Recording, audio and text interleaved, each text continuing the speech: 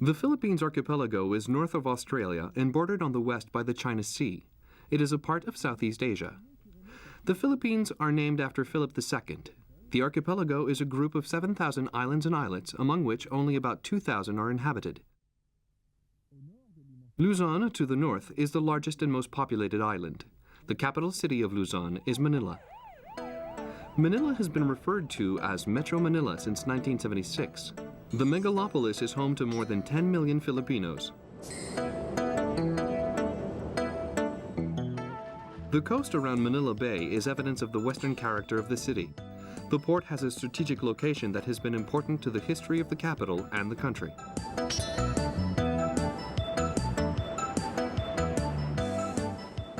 Opposite the port is the stone wall that protects Intramuros, the historic center of the city. The cobblestone streets and numerous colonial buildings are evidence of the Spanish rule from the 16th to the 19th century. Fort Santiago was the setting for a defense that successfully repelled the Dutch, Portuguese, and Chinese invaders. On a more peaceful note, Casa Manila is a beautiful example of a Spanish colonial residence in the 19th century. It is one of the rare houses to have survived the World War II bombings. San Agustin Church, built at the beginning of the 17th century, also managed to escape permanent damage. The bell tower of the cathedral overlooks Plaza Roma, the central square. The cathedral is Romantic in design and was almost entirely rebuilt between 1954 and 1958. Parque Rizal is a lush oasis of 60 hectares bordering Intramuros. A monument built in honor of José Rizal was erected in 1913 at the center of the park. He was a writer and the father of Philippine nationalism. He was executed in 1896 before the country literally fell into the lap of the United States in 1898.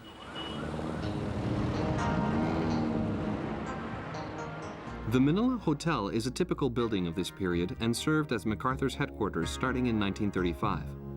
When the Americans were chased from the city by Japanese troops in 1942, the famous general declared, "I shall return." 2 years later, he liberated the Philippines and supported the 1946 election of Manuel Rojas, the first president of the new independent country. The American cemetery and its 17,000 white crosses mark the commitment of the GIs in a battle to help the Filipinos free themselves from the invading country. The Filipinos suffered even greater losses from the Japanese victory.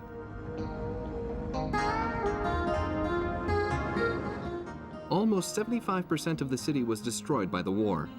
Surviving buildings are the National Museum, now in the former Congress building, the Maharnilad, or City Hall, and the Ministry of Tourism. They are the most beautiful examples of early 20th century architecture. The Cultural Center opened in 1969.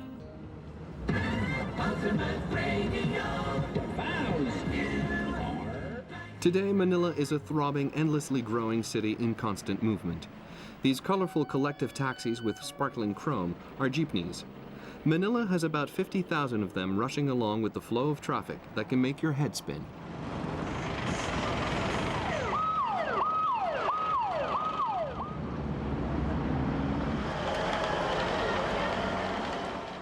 Manila has its traditions. The most appetizing is the lechon. The suckling pig is roasted on a spit that is operated by hand.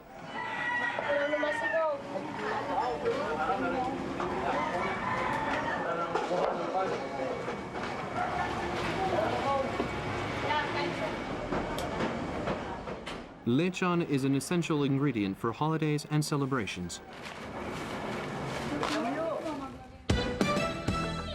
Makati is the most modern section of Manila and is situated at the northern end of the city.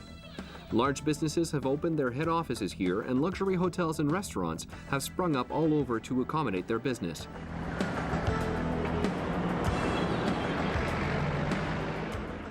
Makati has been the economic center of the capital since the 1960s. It has also become the center for international banks.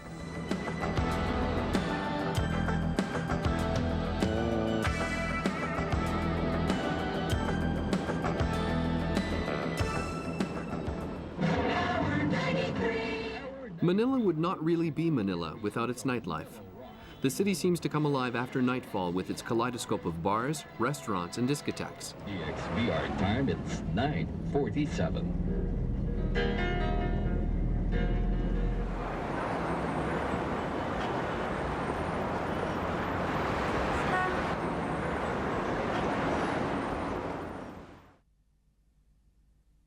South of Manila is a vast agricultural territory interspersed with volcanoes. Life revolves around Laguna de Bay Lake and Lake Taal.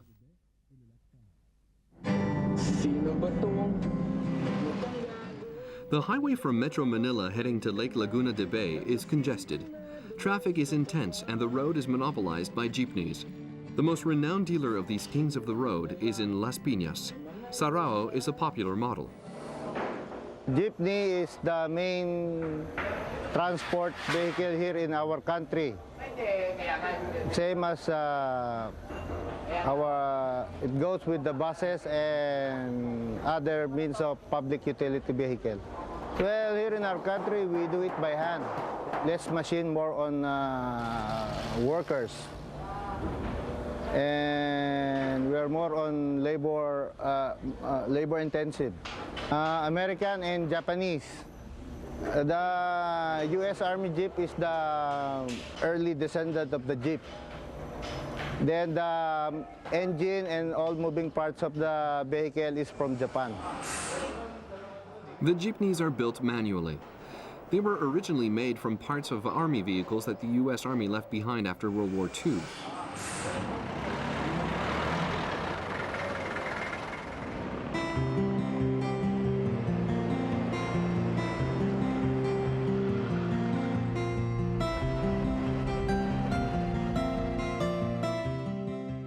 Lake Laguna de Bay is 900 square kilometers and is the biggest lake in the Philippines.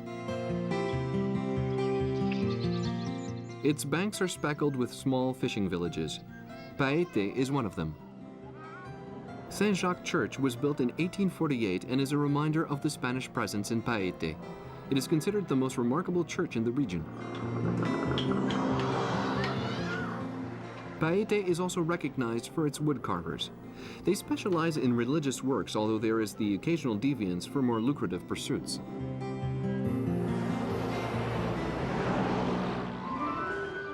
San Jose Church in Las Piñas conceals a rare attraction. Almost all of the 954 pipes of the church organ are bamboo.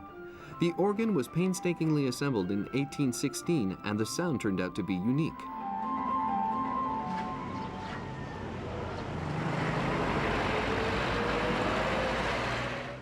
Laguna de Bay is surrounded by volcanic mountains and is fed by the sulfurous waters of Los Baños. The inhabitants have used the waters of this small health resort for its therapeutic virtues and in all the daily activities since the 17th century.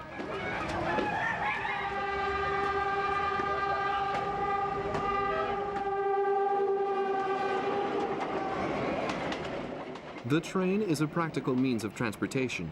The villagers have found an innovative way of making practical use of the tracks for their own needs.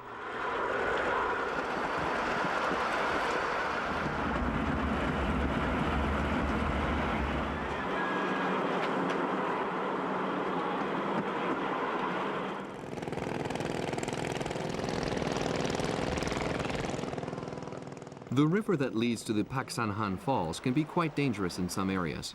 Banqueros, or boatmen, show a noteworthy dexterity as they guide the boats along the river that was a natural set for Francis Ford Coppola's legendary film, Apocalypse Now.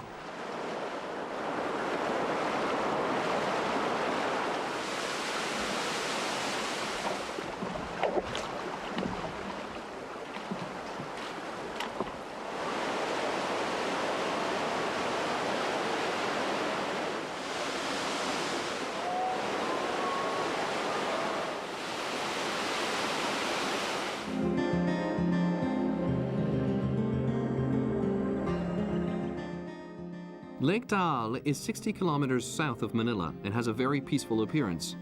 It occupies the crater of a huge extinct volcano. At the center of a lake, a small arid island has the tiniest active volcano in the world. One of the most active, it has erupted 30 times since the 16th century, resulting in thousands of deaths. This unpredictable neighbor didn't worry Ferdinand Marcos, who built what is now the People's Park in the sky. The dictator-president from 1965 until 1986 was unable to finish this palace. It is visited today as a symbol of difficult times.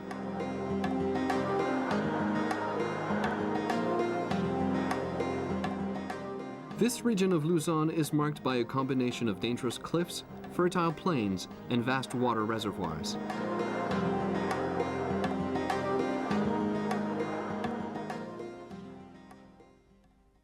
North of Manila, Luzon spreads out on a wide central plain that is dedicated to growing rice.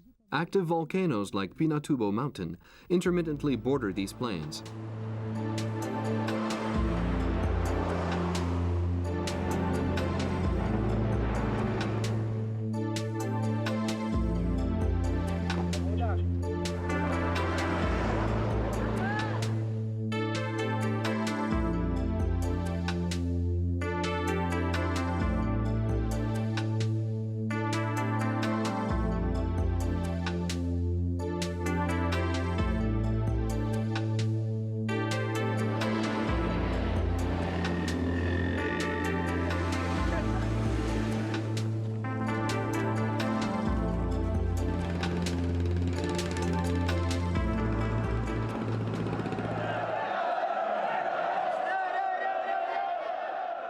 Why these shouts? Why all this excitement?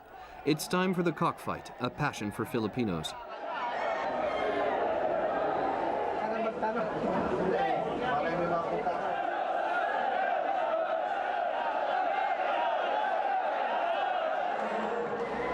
Millions of pesos circulate in this amphitheater that is caught up in the madness when the fighters appear.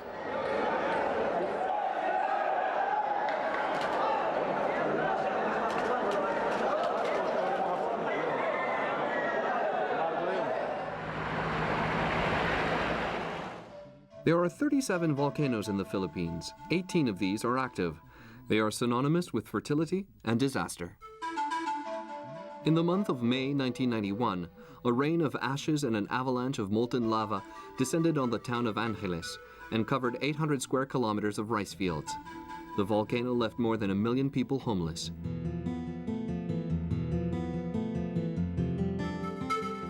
The disaster began at Pinatubo Mountain. The volcano suddenly woke up after more than 600 years of inactivity. The Philippines archipelago is often shaken by earthquakes and volcanic eruptions. The Philippines are a part of the Pacific Fire Belt that also includes Indonesia, Japan, and New Zealand.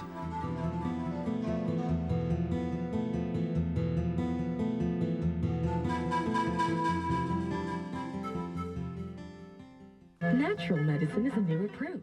The eruption of Pinatubo precipitated the departure of the service personnel from Clark, one of the last 2 American Army bases in the Philippines. Treat the root cause of diseases.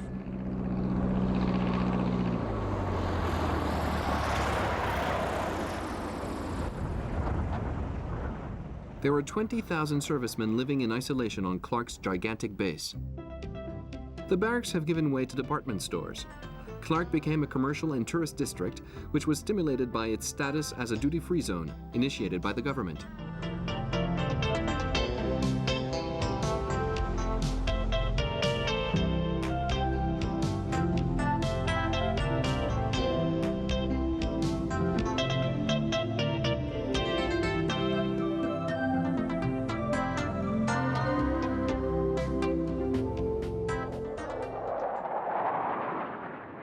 Jet aircraft are now a rare thing in Clark.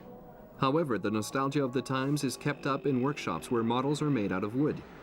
The planes and helicopters are certified true copies of the originals. They are made with extreme precision and exported all over the world.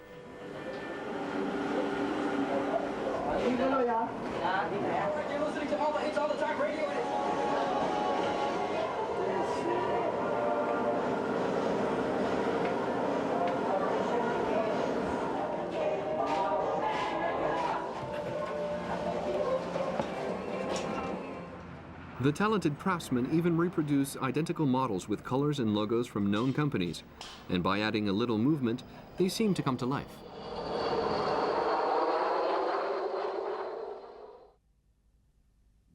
Northern Luzon is a mountainous region, crossed by streams and covered by rice terraces.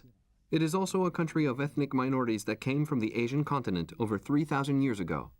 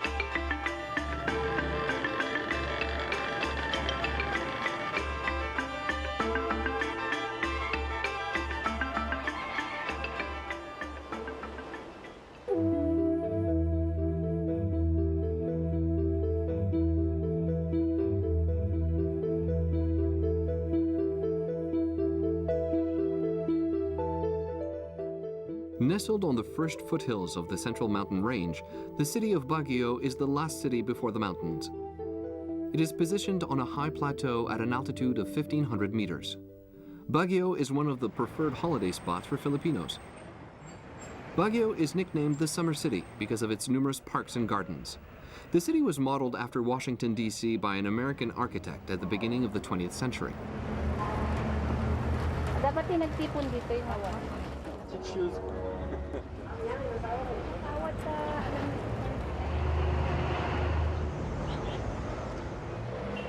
Baguio attracts visitors from across the region for a common purpose. They will travel dozens of kilometers on the steadfast jeepneys in order to spend a day shopping at the Philippines' most prosperous market.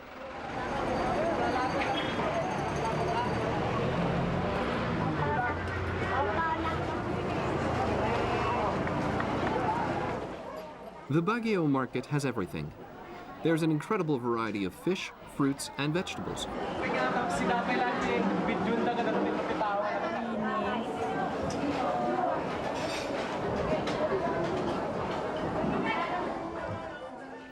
Philippine cuisine has Malaysian origins and has inherited several culinary traditions. The Spanish, Americans, and Chinese brought various ingredients and multiple recipes that bring a wide variety of flavors and aromas to the Philippine menu.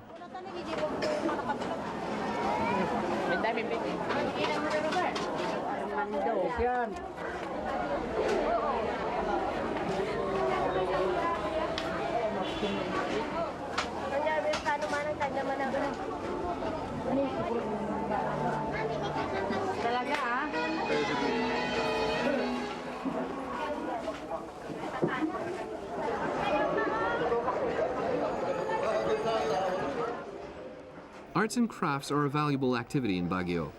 Fabrics are skillfully woven with bold-colored thread. Weaving is a specialty of the Igorot, or mountain dwellers.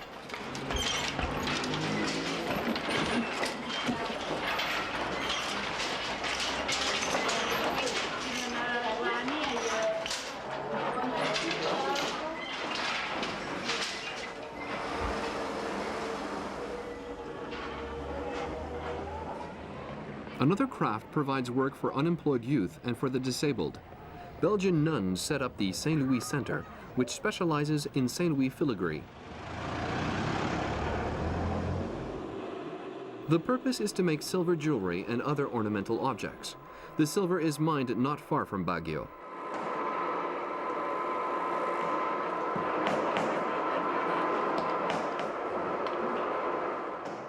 The most important part of the process is the meticulous technique of filigree. Slender threads of silver are assembled with patience and skill and turned into small, sparkling miracles of precision.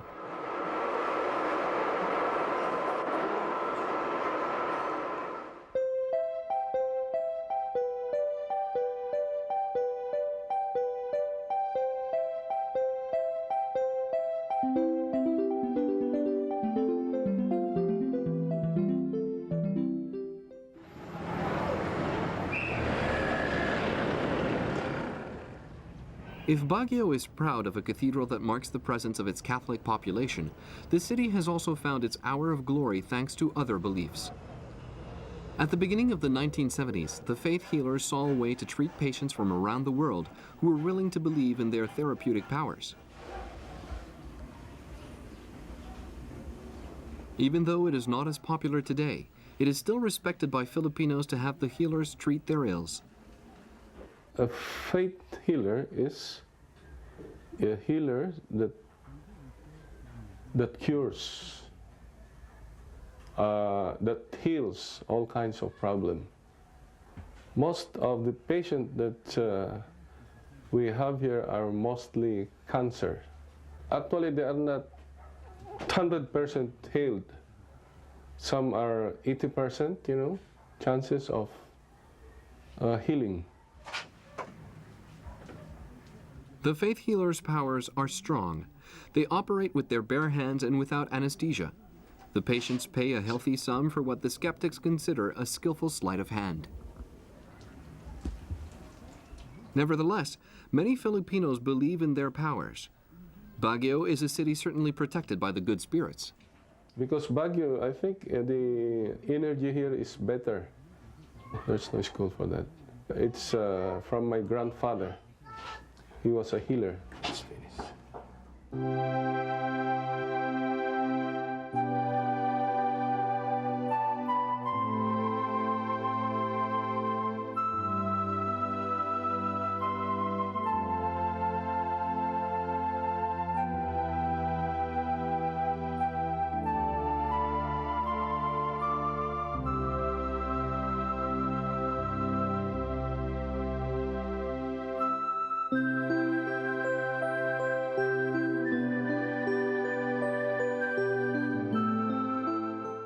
The Central Mountain Range offers no easy access.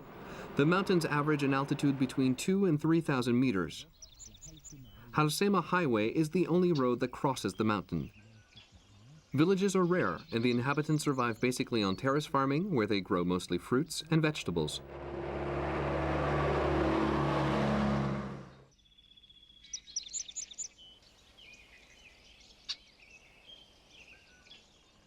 The Central Mountain Range is shrouded in mysteries and legends.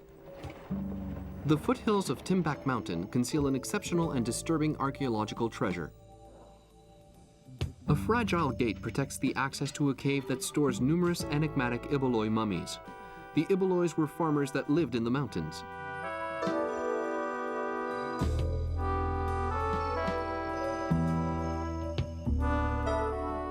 The mummies are believed to have occupied the caves for the last 500 years. They were placed in a fetal position and then put in small coffins. We can still distinguish their tattoos because they are not wrapped for embalming like the Egyptian mummies. The process of Iboloy mummification is a mystery to scientists. It is unusual that these have not been moved into the protective environment of a museum, especially since they have been plundered by private collectors.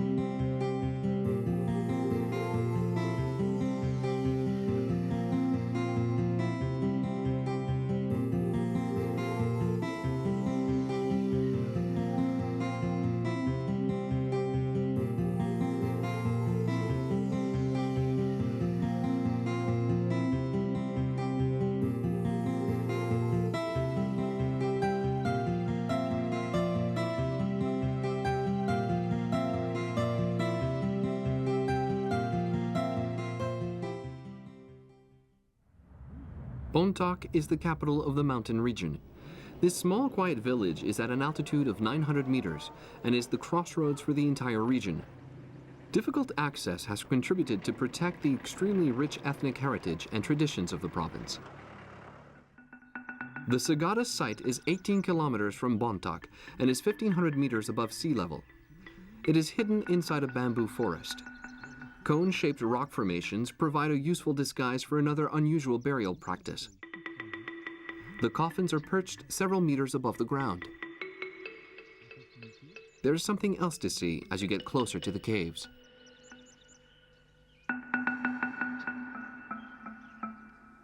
Dozens of coffins are piled in layers inside a natural vault. These funeral caves still hide undisclosed secrets.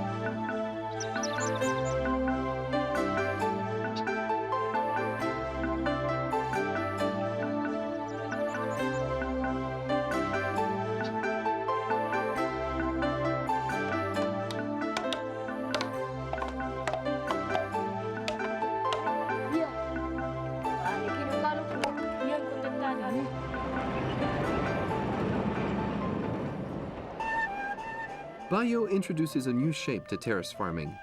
Here, the rice fields offer some of the most beautiful landscapes in all the Philippines. More than 2,000 years ago, the rice growers of the Ifugao tribe began the rice terrace carvings, and some can reach 1,000 meters in uneven layers.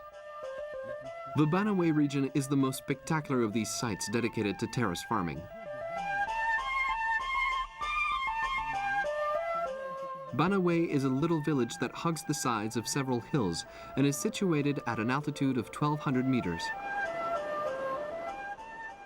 There are 400 square kilometers of irrigated terraces around Banaway. The entire system relies on one mountainous river. The river water is efficiently distributed through a complex bamboo channeling system. It is an amazing feat. Every terrace receives individual attention and, depending on the season, will benefit from a complete cleaning, brisk plantation, or total rest.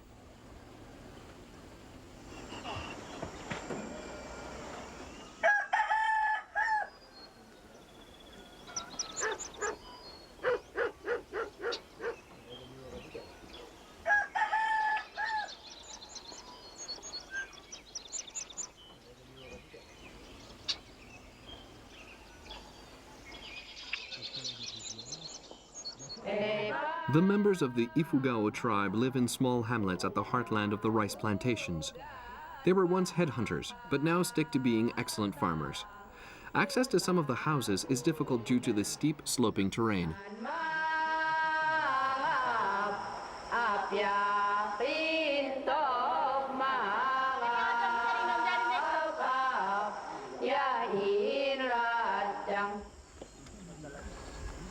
The lifestyle of the Ifugaos hasn't changed much over the centuries.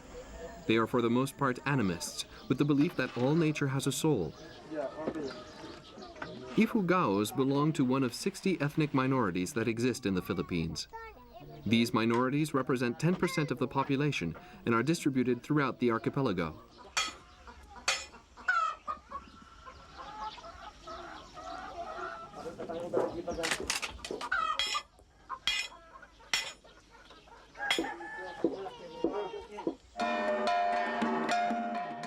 The terraces are so beautiful they might even be considered stairways to paradise.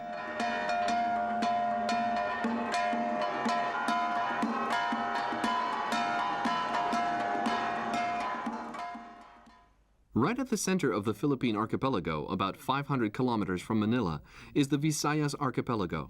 It consists of 6 big islands: Panay, Negros, Samar, Leyte, Cebu, and Bohol, and a multitude of smaller islands. These islands have innumerable bays and straits.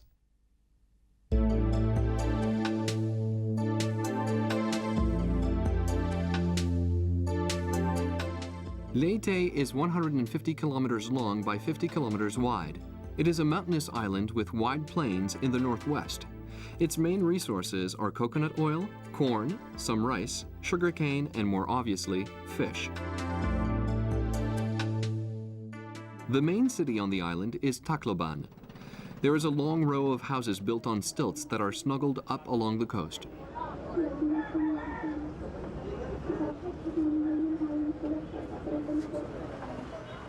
The port of Tacloban is a center for business with the rest of the archipelago.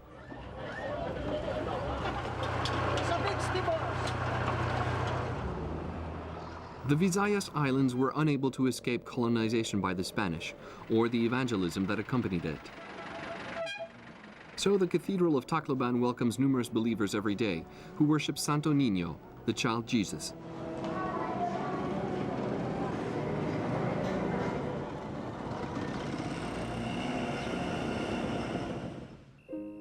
The Santo Niño Shrine is the name of one of the most extravagant museums in the Philippines. It is in fact the former house of the Marcos. The ex-president's wife was from the region. This palace, kept as is, shelters a collection of antiques and objets d'art that come from the 4 corners of the earth. In fact, the house is full of gifts from sovereigns and heads of state, as well as having an impressive number of rooms, each one decorated in the style of a province. The chapel, built inside the house, is dedicated to the child Jesus. Another place of interest is the memorial at Red Beach that is covered with immense murals. One represents the Spanish conquest and the other MacArthur's Landing. It was on a beach in Leyte that the general and his troops returned to the Philippines in October 1944 to force out the Japanese.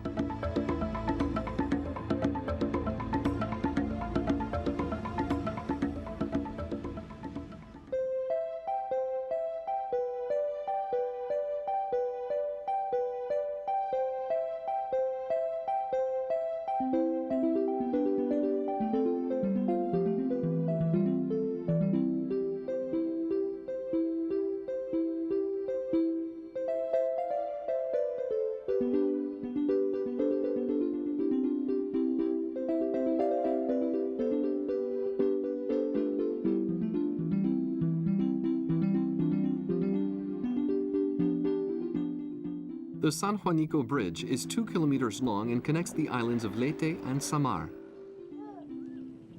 Samar was the first island that the Portuguese explorer Magellan landed on when he discovered the Visayas archipelago. Its inhospitable banks delayed his investigation. Even today, villages are still rare. Basay is a charming example of these small, quiet villages. The townspeople mostly fish for a living.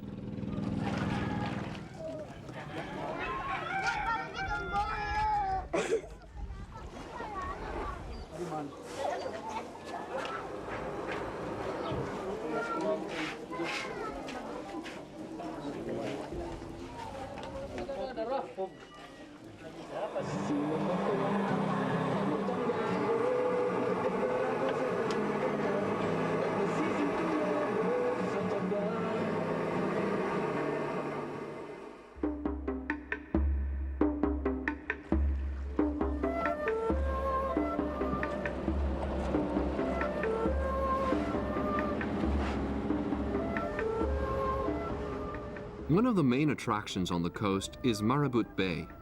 There is a magnificent group of enormous rocks in varied shapes that seem to have shot up right out of the water.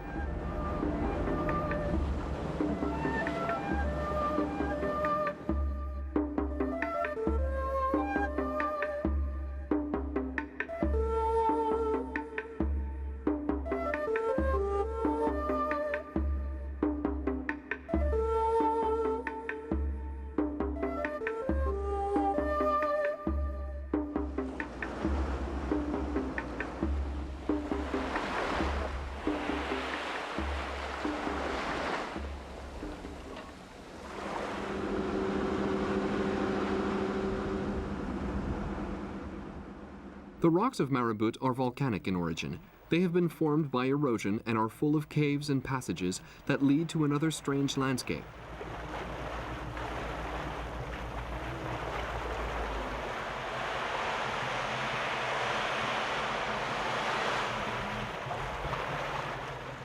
After a bend in the canal, we find ourselves suddenly entering a mangrove swamp.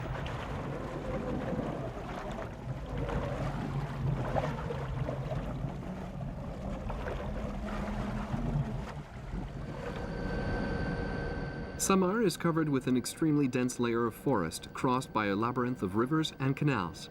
There is little space for farming.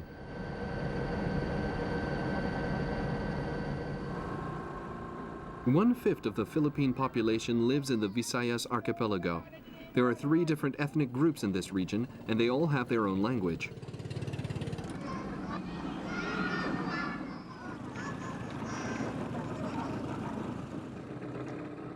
The Visayas Islands, and especially Samar, are exposed to heavy cyclones. They can have a devastating force. This is the island that receives the most violent winds and heavy rainfall in the archipelago. The cyclone season is from May to November. After the storm comes the good weather. Leyte Bay, or the Samar Sea, can be crossed peacefully.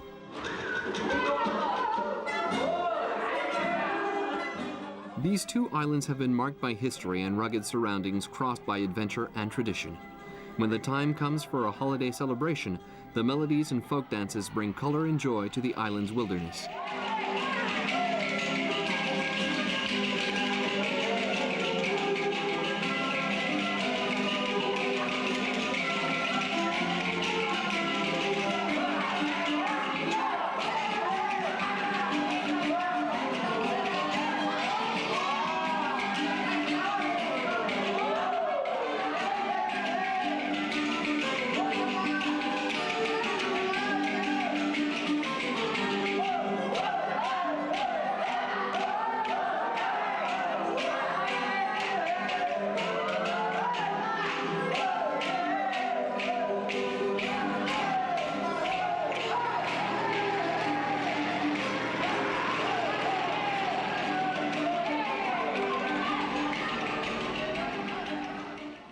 In the middle of the Visayas Islands, Cebu and Bohol each have a character all their own. Cebu is one of the most active islands of the archipelago. Bohol seduces with its magnificent beaches.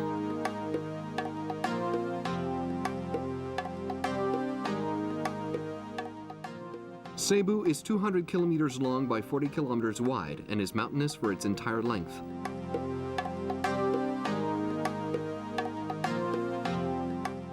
Cebu is recognized for its sea resorts, but survives essentially on fish, wheat, some corn, and sugarcane.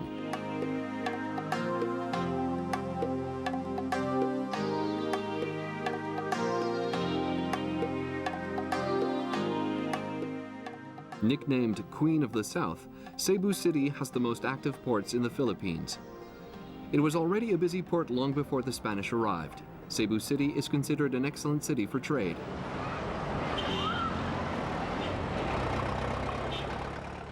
Cebu City is also the oldest city in the Philippines. Miguel de Legazpi built Fort San Pedro here in 1565.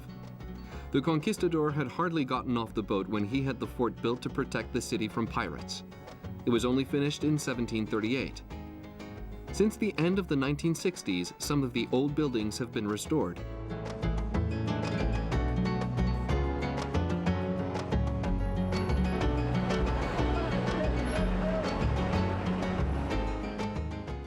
Cebu's older neighborhoods still show signs of the Spanish presence.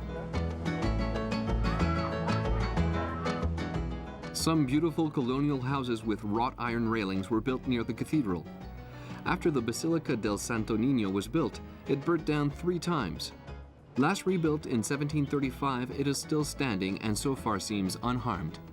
Frequented all year long by believers who come from all over the Philippines, it is completely dedicated to the most honored person of Philippine Catholicism, the Child Jesus. The cult of the Child Jesus justified the construction of a modern appendix for the old basilica, which was often too small for all the believers.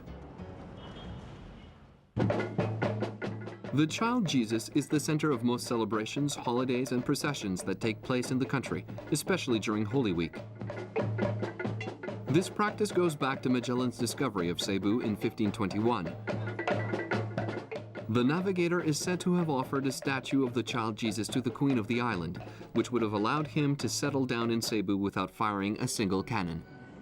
It is near here that the first Mass took place in 1521, marking the conversion of the island's royal couple to Christianity.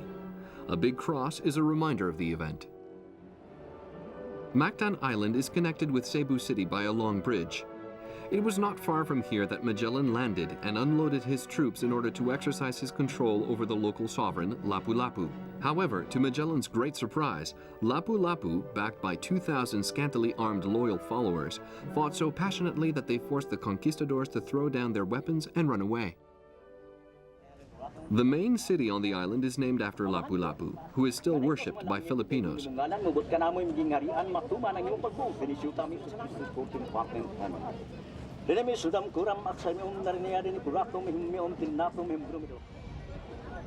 Lapu-Lapu has been a quiet little village ever since. The inhabitants make their living off the wealth of the sea.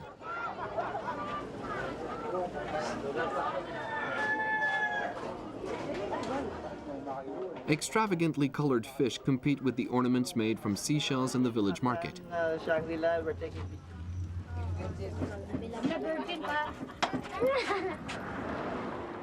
Cebu, and more so the village of Lapu-Lapu, is famous for making stringed instruments.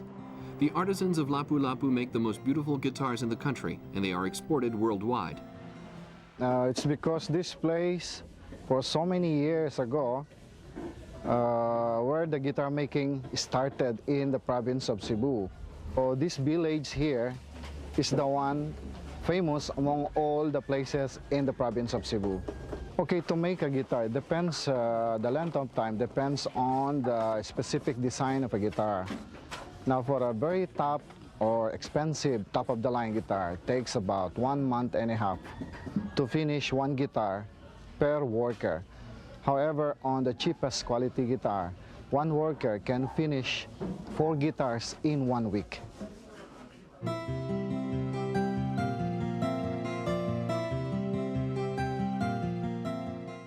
The sound of Cebu guitars sometimes mingles with the bell from the Taoist temple in Cebu City. It's the most renowned in the country. Even though Catholicism is strong, all religions can be expressed.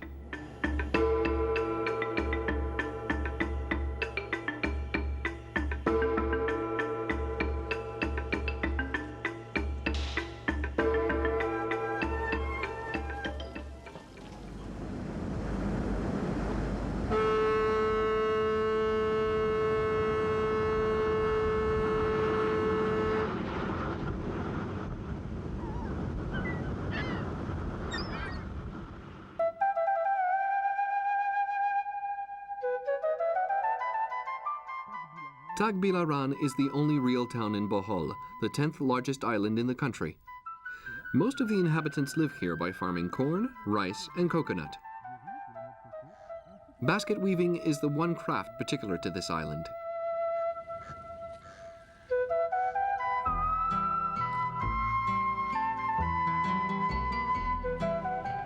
Bohol is well known for its numerous colonial churches.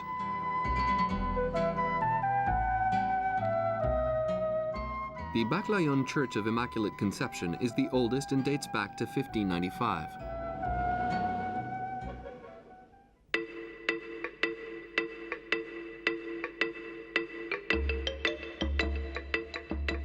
Bohol is bordered by an incredible seabed that attracts divers from all over the world. It has its mysteries on land as well. The legend around Bohol is that a heartbroken giant's tears fell here to form the Thousand Chocolate Hills. The vegetation on the odd-shaped hills turns a rich chocolate brown during the dry season.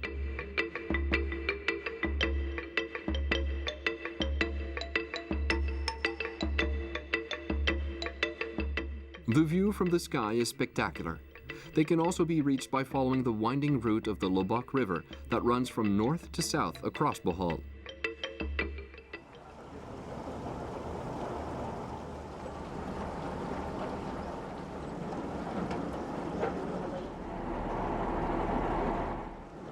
Houses are rare along the river. Sometimes they can shelter a strange phenomenon. The tarsier is the smallest primate on the planet. He is only 10 to 15 centimeters, excluding his tail, and weighs only 100 to 150 grams. The tarsier feeds on insects, and each of his enormous eyes weigh as much as his brain.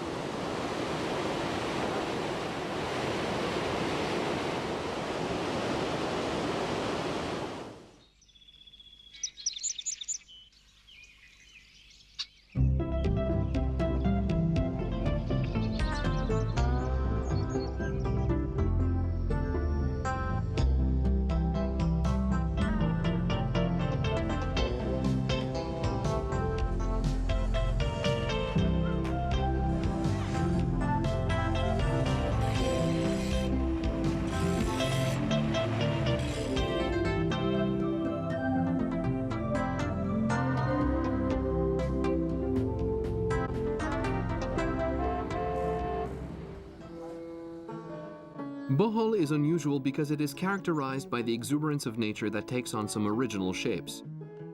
It is also unique in the country's history because it managed to remain independent for almost a century.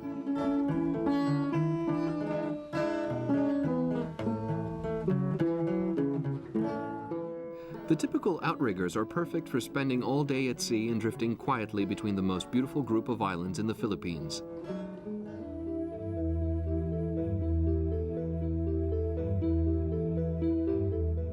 Bohol extends to the south by at least 72 small islands and islets in all shapes and sizes.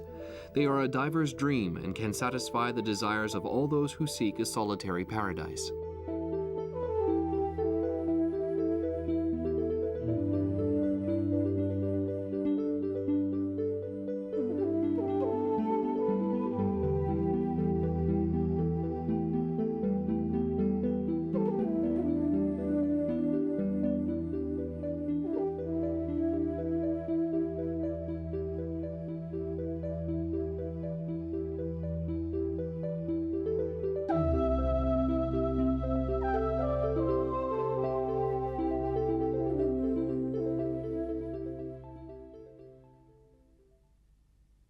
Mindanao is the second largest island in the country in both size and population. It is to the extreme south of the Philippine archipelago. The coastline of Mindanao is irregular and cut by frequent bays. Mindanao is also a melting pot of cultures with diverse interests. It is one of the most important agricultural regions of the country. Davao is the third largest city in the Philippines and the largest on the island. It is so spread out that it is one of the most expansive cities in the world. Davao's expansion never ends, and with its constant influx of pioneers, it has earned the nickname Boomtown. Its growth is due first and foremost to the port. The port is very active for loading and unloading cargo. Tons of fish are unloaded methodically and with an amicable collaborative effort. Some of the fish look like monsters from the deep. Davao has 1 million inhabitants that occupy whatever space is available. The city center is full of life and invaded by tricycles.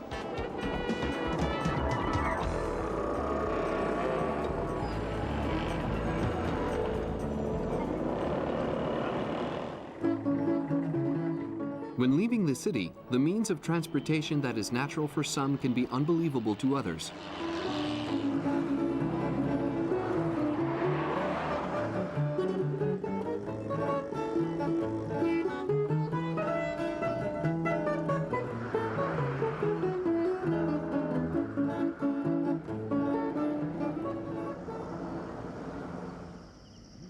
Mount Apo peaks at over 3,000 meters and is a national park that is 7,000 square kilometers covering the east side of the island.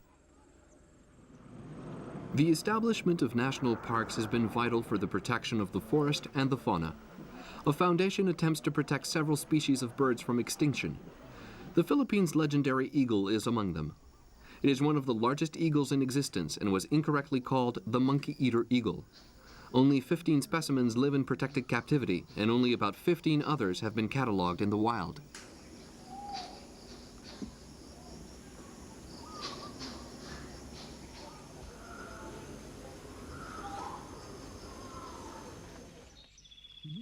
Even though Mindanao is rich in mineral resources, agriculture remains its main resource. The island guarantees more than half of the national production of wheat and bananas. Banana is becoming the number 2 exporting goods the entire Mindanao. It's around 23,000 hectares, around 120,000 boxes. It's roughly, for every box, 13.5 kilos. So in 1 year, it's around 1,500,000 boxes. It should be green, then after arriving in Japan, this will go to the ripening chamber for ripening.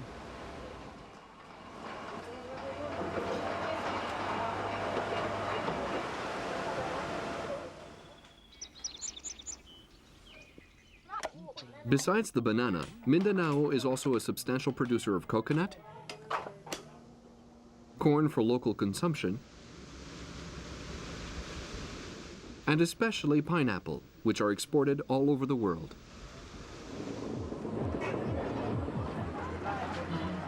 Mindanao's roads are lined with people selling the famous fruit. It is carefully and decorously cut, and samples are free.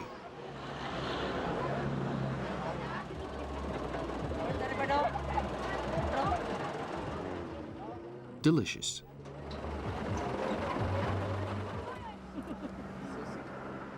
If you're still hungry, you might prefer some roasted grasshoppers.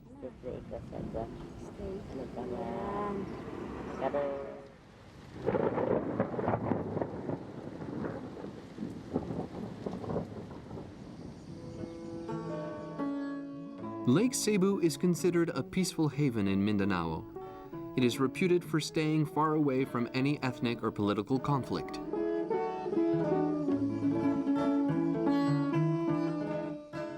Lake Cebu is actually a generic name for 3 communicating lakes. Lake Cebu, Lait, and Silutan are situated at an altitude of 300 meters in the southwest of the island.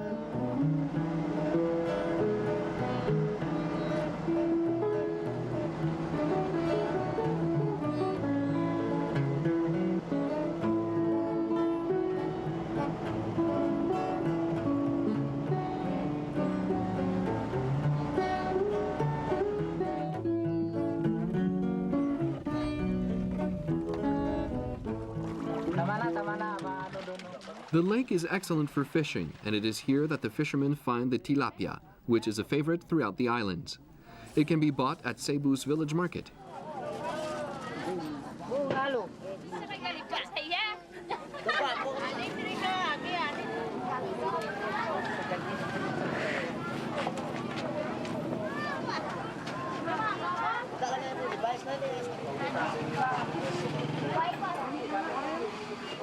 The Tiboli people form the ancestral community of Cebu.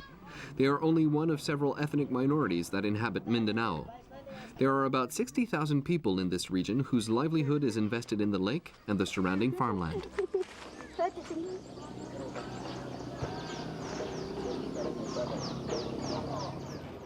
The Tiboli women are experts at backstrap weaving. The brightly colored fabrics also provide warmth for the cool island evenings.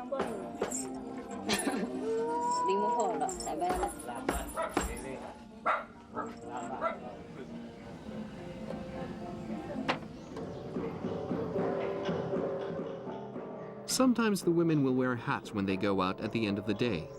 This is as traditional as the fiestas.